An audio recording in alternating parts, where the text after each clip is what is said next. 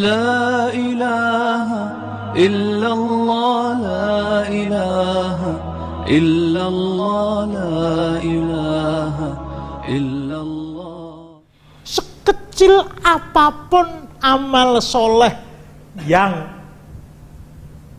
diremehkan oleh orang banyak, termasuk orang Islam sendiri. Alah, lah kadang-kadang begitu orang ya. Dia akan berusaha melakukan itu. Apa sebab? Tidak ada amal soleh yang kecil di mata orang banyak, itu kecil di sisi Allah. Di mata manusia saja yang dianggap kecil, tapi di sisi Allah itu besar.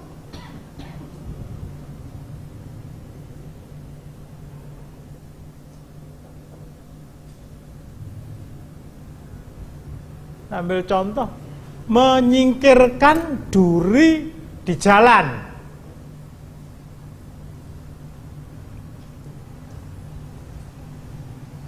Menyingkirkan duri di jalan. Kalau tadi pagi di rumah saya terangkan pada ummahat itu kisah Nabi Sulaiman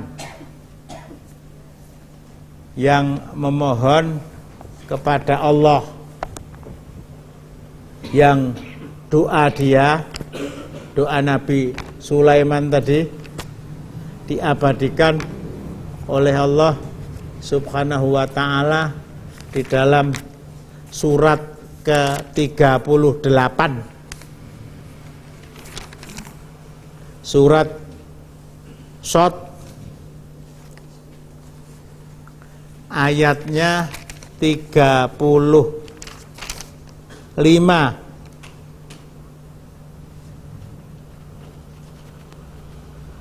dan 36. Pernah kita angkat kisah ini ya. Qala rabbighfirli, dan ini nomor 1. Qala rabbighfirli wahab li mulkal la yambaghi li ahadim min ba'di innaka antal wahhab fasakharna lahu riyah tajri bi amrihi ruhaan haitsu asab. Tolong akhi dibaca. Akhi Joko. Dia berkata, Nabi Sulaiman maksudnya. Ya Rabbku, ampunilah aku dan anugerahkanlah kepadaku kerajaan yang tidak dimiliki oleh siapapun sesudahku. Sungguh Engkaulah yang Maha Pemberi. Kemudian kami tundukkan kepadanya angin yang berembus dengan baik menurut perintahnya kemana saja yang dikehendakinya. Doa Nabi Sulaiman ya. Ya Allah, ampunilah aku dan karuniakanlah kepadaku kerajaan, karuniakanlah istana. Yang istana tadi tidak akan Engkau karuniakan ya Allah kepada siapapun sepeninggalku. Berangkat dari doa Nabi Sulaiman ini, Imam Al-Qurtubi menyimpulkan tidak akan mungkin ada setelah Nabi Sulaiman itu raja yang mempunyai istana semegah dan sekokoh istana Nabi Sulaiman. Dari sanalah beliau angkat sebuah kisah bahwa Nabi Sulaiman itu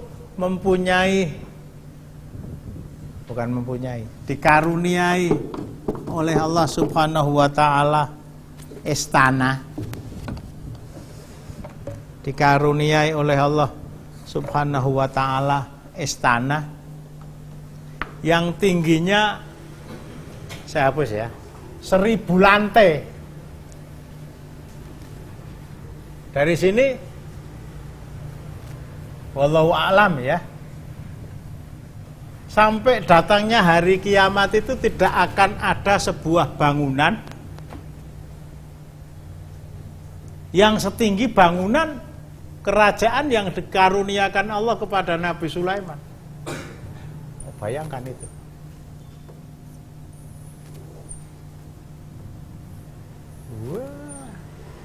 Ono lho iku ya. Kita melihat bangunan di bekas Faroka itu. Lah, kok eneng Solo eneng bangunan seperti itu.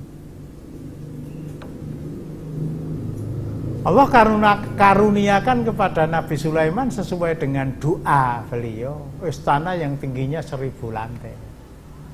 Kalau satu lantai itu 4 meter, berarti 4000 meter.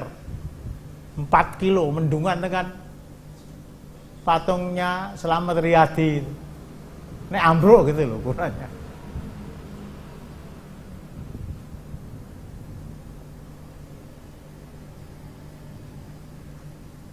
Siapa yang tidak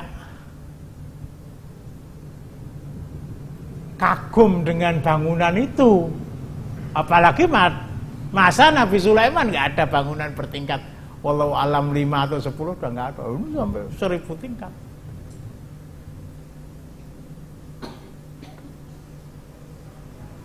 Sampai-sampai salah seorang di antara warga beliau, rakyat beliau maksudnya, itu melihat dengan, kata orang Jawa, domblong kaya sapi ompong. Apa nih sapi domblong?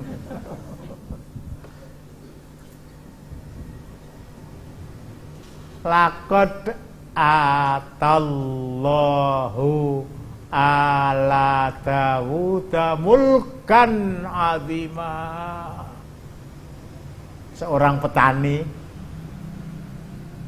rakyatnya Nabi Sulaiman, berkata, sungguh Allah telah karuniakan kepada keluarga Nabi Dawud alaihissalam istana yang megah. 1000 lantai.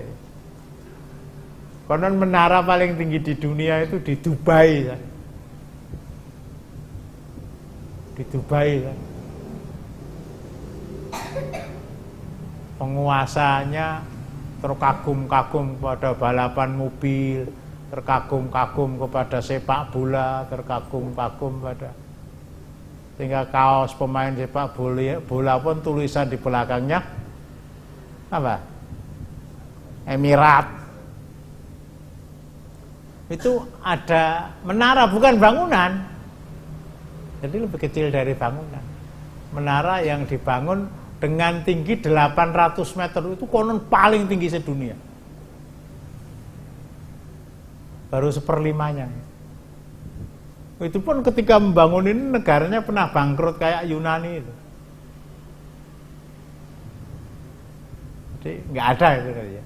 Orang punya bangunan tingginya sampai 4000 meter. Jangankan petani kita pun melihat itu bisa gumun ya. Karena ada salah seorang dari Solo dibawa ke Jakarta pertama kali melihat Hotel Indonesia itu. Hotel Indonesia itu cuma berapa lantai? Itu saking gumunnya terucap kata-kata, kayak omahe sapa to iki gitu. Iki omahe sapa?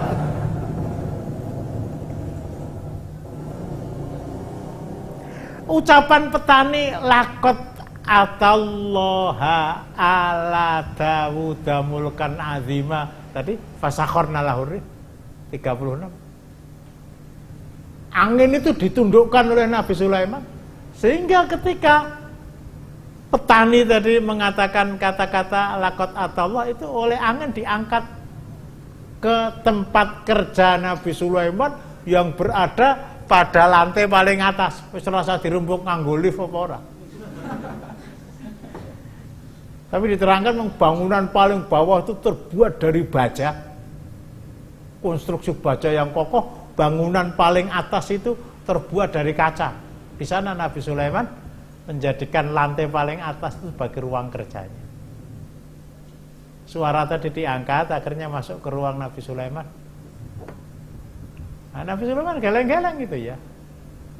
Kok ya seneng rakyatku sing bodoh lah kira.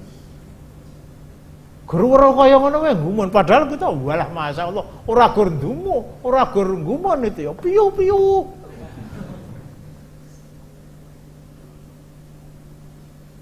Beliau turun, ya sekali lagi bagaimana turunnya saudara, kita nggak akan angkat. Kemudian Nabi Sulaiman datangi petani tadi, wallahu alam ya kalau saya gambarkan, mungkin sambil ditepuk-tepuk baunya begitu. Seorang bapak, seorang kepala negara, seorang pengayom, dan seorang nabi dan rasul. Antal ladzi qulta annallaha qad a'ta'ala Dawuda mulkan azima. Pak Tani, apa kamu yang telah berkata bahwa Allah telah karuniakan kepada keluarga Nabi Dawud alaihissalam istana yang megah? Apa kamu yang kata begitu? Iya. Iya. Apa kata Nabi Sulaiman? Tasbihah wahidah. Tasbihah wahidah yakbaluhallahu khairum mimma atallahu ala Dawud. Kamu mengucapkan tasbih sekali saja. Tentu saja kamu ucapkan secara ikhlas, sesuai dengan ajaran yang diajarkan oleh Islam kepada kamu. Artinya kamu setelah sholat membaca subhanallah sekali saja tasbih. Atau kalau ba'da subuh, ba'da asar, kita baca subhanallah wa bihamdih.